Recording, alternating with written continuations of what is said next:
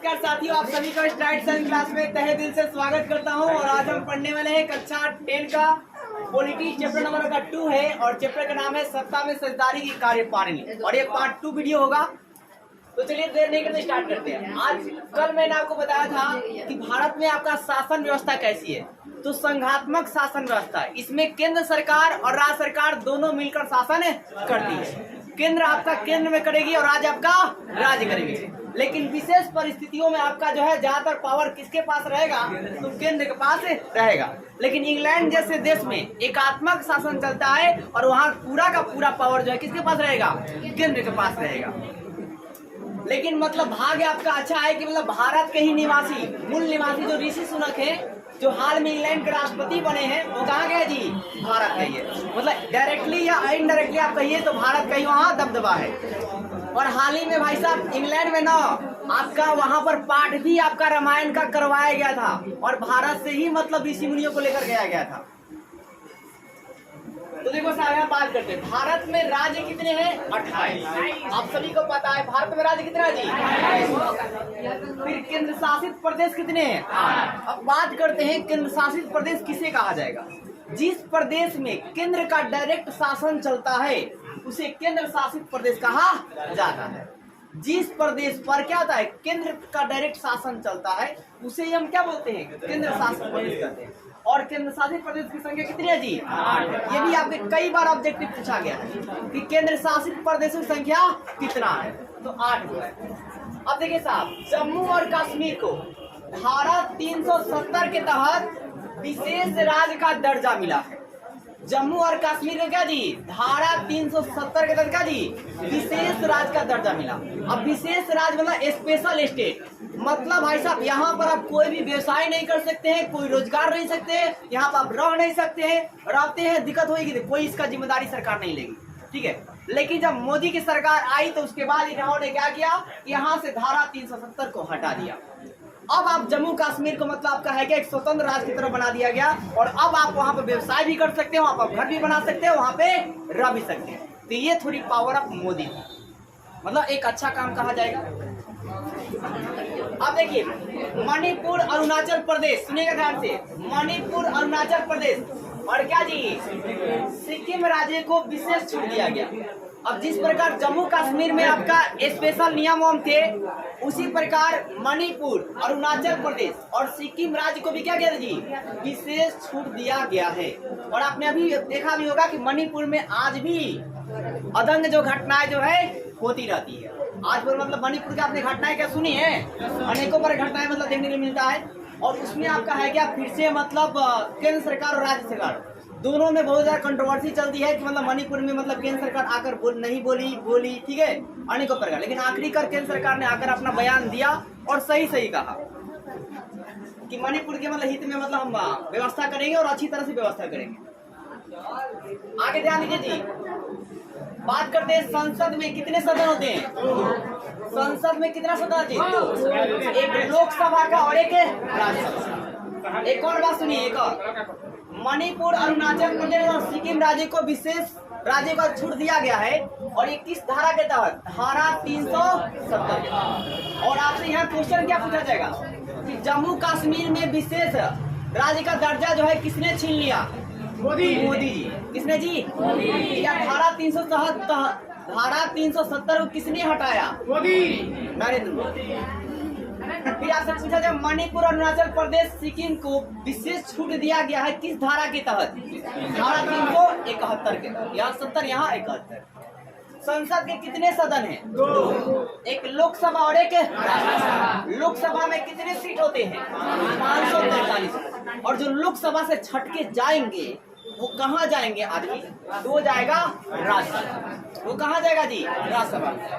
तो लोकसभा मान लीजिए उसको सीट नहीं मिला तो अब उसको कहाँ भेजा जाएगा, राज्यसभा, भाई वहाँ पे रहते हैं। अब राज्यसभा में टोटल सीट कितनी होते हैं, 250, और 250 में भी 2 भाग में डिस्ट्रीब्यूट किया गया, 238 और क्या जी 12। जो वहां से छटकर आएंगे 200 आपके 38 रहेंगे और 12 को क्या करेगा, डायरेक्टली जो प्रेसिडेंट होंगे, जो आपके राष्ट्रपति होते हैं, वो उसे मनोनीत करेगा, वो उसे निर्वाचित करेगा, मतलब चुनेगा। मतलब से पूछा जाएगा कि राज्यसभा के मतलब जो 12 को लोग होते हैं उन्हें कौन चुनता है, तो राष्ट्रपति चुनते हैं। कौन चुनते हैं जी, राष्ट्रपति। फिर आपका है क्या कि ध्यान दीजिएगा आपका कि संविधान में आपका है क्या स्पष्ट किया गया है कि केंद्र और राज्य के लिए, केंद्र क्या जी, राज्य के लिए अधिकारों के लिए एक सूची बना दिया गया है कि केंद्र सरकार का क्या अधिकार है और राज्य सरकार का क्या अधिकार है। अगर सूची नहीं बनाया जाएगा, लिस्ट तैयार नहीं किया जाएगा, तो जिसको जो मन करेगा वो करेगा।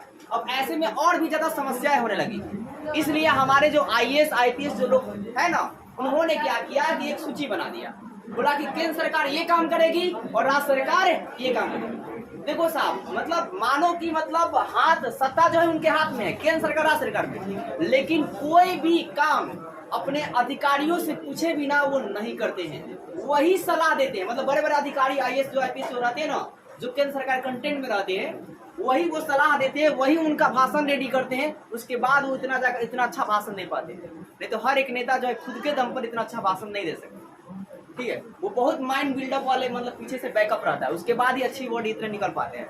मतलब जो भी आप देखते हैं नेताओं के मुंह से। तो लोकसभा में कितने सीट है? 543, राज्यसभा में 250, और ये कैसे बटा हुआ है? 238 प्लस 12। ये 12 को कौन लाएंगे? प्रेसिडेंट। कौन जी? बी मतलब प्रेसिडेंट, मतलब भाई साहब राष्ट्रपति मनोनीत करेंगे चाहे निर्वाचित करें। निर्वाचित मतलब चुनेंगे अपने हिसाब से, जिसको चाहे वो चाहे। अब देखिए संविधान में स्पष्ट किया गया है कि हाँ, एक और बात देखिए, मान लीजिए लोकसभा और राज्यसभा में मतलब किसी वजह से कंट्रोवर्सी हो जाता है और किसी बात को मनवाना है, तो कितना वोट चाहिए? तो 2/3 मत मिलेगा तो उस बात को माना जाएगा, तभी जाकर कानून को बनाया जाएगा। अगर 2/3 मत नहीं मिला, वोट नहीं मिला, तो कानून को पास नहीं किया जाएगा। इसके बाद वो सर्वोच्च न्यायालय में चला जाएगा वो बात। अब देखिए संविधान में स्पष्ट किया गया है कि केंद्र और राज्य सरकार के लिए एक सूची बनाया गया है, जिसे केंद्र सूची, राज्य सूची और समवर्ती सूची नाम दिया गया है। क्या नाम दिया गया है? केंद्र सूची, राज्य सूची और समवर्ती। तो केंद्र सूची को संघ सूची भी कहते हैं। सुनाइए मेरी बात, केंद्र सूची को संघ सूची भी कहा जाता है। और केंद्र सूची में केंद्र सरकार ही नियम बनाएगी, नियम को लागू करेगी, ठीक है, अनेकों पर काम करेगी। अब पेपर में आपसे ये पूछा जाता है कि केंद्र सूची में या संघ सूची में उसकी कौन कौन बातें आती है। तो देखिए रक्षा का जितना भी काम है, रक्षा से जितना पैसा आएगा वो सारा का सारा केंद्र सरकार के पास जाएगा। विदेश नीति, जो भी आपका विदेश नीति बनाया जाएगा वो भी कौन बनाएगी? केंद्र सरकार ही बनाएगी। फिर आपका संचार वाला, जितना इंटरनेट का पैसा वैसा जाएगा, अब मानिए मैंने जितना भी पैसा मतलब जो भी पे करेंगे वो सारा किसके पास जाएगा? केंद्र सरकार के पास जाएगा। इसलिए जो बड़े उद्योगपति होते हैं वो केंद्र सरकार के डायरेक्टली मतलब इन्वॉल्व होते हैं, और आप देखिएगा उनका नाम भी जुड़ा रहता है।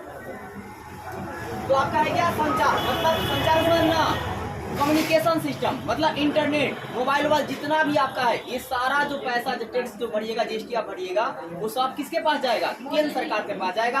और उस पैसा का आप जो चाहे वो करेंगे। फिर आपका मुद्रा, जितना भी आप मुद्रा से लेन देन कीजिएगा वो सारा जो है किसके पास जाएगा? केंद्र सरकार के पास। फिर बैंकिंग का काम जितना भी होगा वो भी किसके पास जाएगा जी? केंद्र सरकार। मतलब बहुत ज्यादा पैसा वाला जो काम है वो किसके पास जाता है? केंद्र सरकार।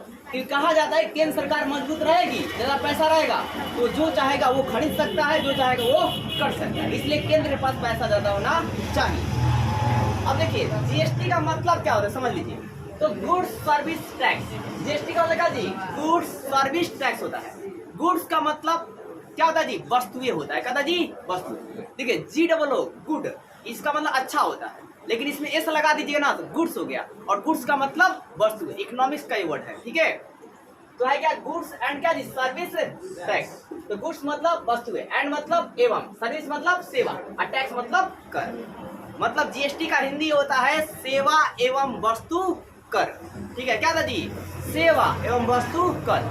मतलब आपने सेवा किया, मतलब आप पुलिस में नौकरी करते हैं ना, तो क्या होगा? सेवा करना होगा।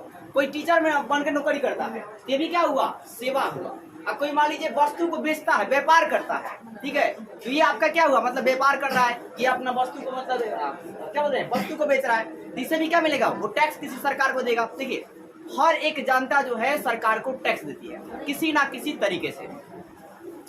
तो GST का मतलब समझ गया ना कि GST मतलब क्या आता है? गुड्स एंड सर्विस टैक्स, सेवा एवं क्या जी?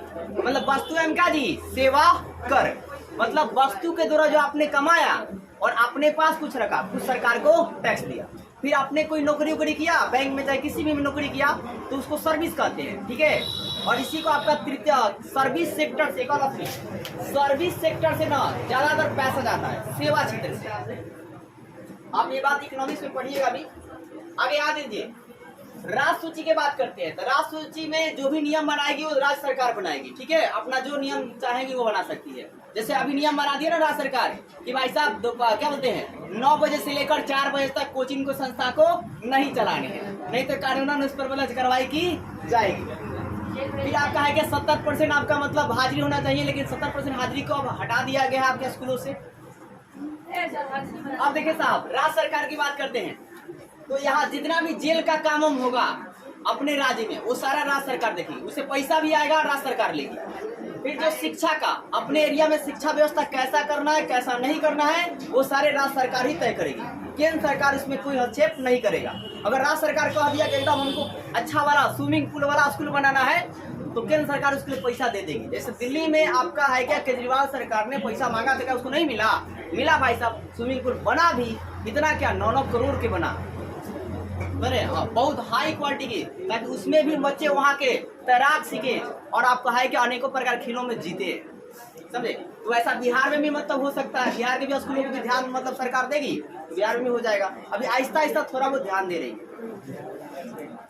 देखिए आज तक पुलिस कोई मान लीजिए बिहार पुलिस है, तो बिहार पुलिस से जितना पैसा आएगा वो पैसा कहाँ जाएगा, बिहार सरकार के पास जाएगा, और उस पैसा का उपयोग अपने काम में वो करेंगे।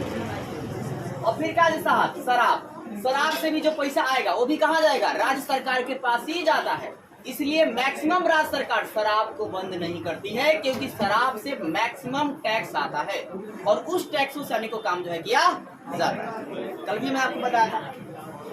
अब देखिए समवर्ती सूची की बात करते हैं, ये आपका मेन है, सुनिएगा ध्यान से।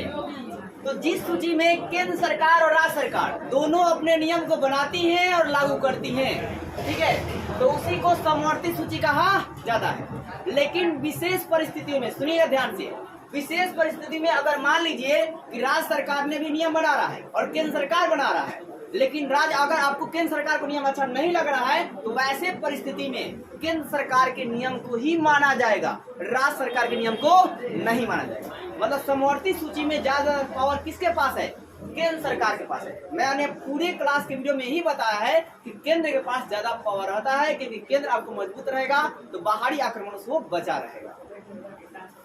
अब बात कर, देखिए वही बात वहां पे लिखा हूँ, आपातकाल में सारी शक्ति किसके पास चली जाती है, केंद्र का। अगर आपके राज्य में बहुत एक बड़ी भयंकर घटना घट जाती है जो आपके राज्य से नहीं संभला रहा है, तो वैसे परिस्थिति में पूरा एक्शन लेने का हक किसको रहेगा, केंद्र सरकार को रहेगा। वो जो चाहेगा वो एक्शन ले सकता है, या पूरा पार्टी उटी भंग कर सकता है, पूरा संसद में भंग कर सकता है, ठीक है। तो देखिए केंद्र सरकार और राज्य सरकार के संबंध की बात करते हैं, तो दोनों में एक नॉर्मल संबंध है, दोनों अपना नियम बनाएंगे, दोनों अपने नियम को पालन करवाएंगे, ठीक है, जैसे चाहेंगे वैसे ही करवाएंगे।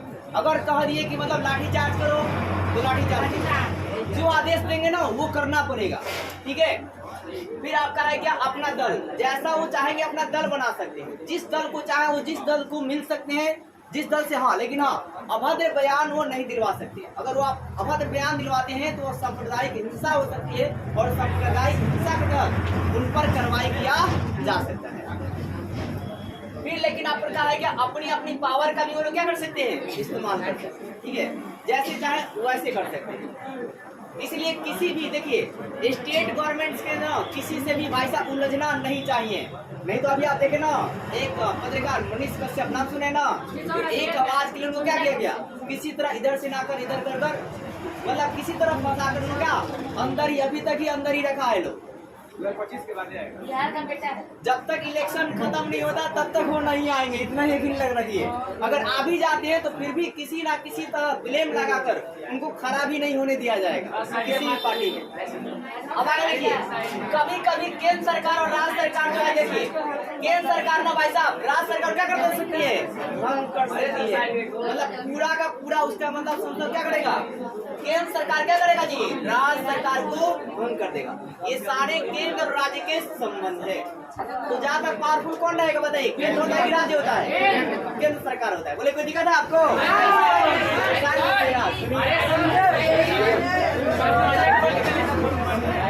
सुनिए किनारों में सुकून से हमें इनकार तो नहीं, किनारों के सुकून से हमें इनकार तो नहीं, मगर तूफानों में कश्ती के निकालने का मजा ही कुछ और है।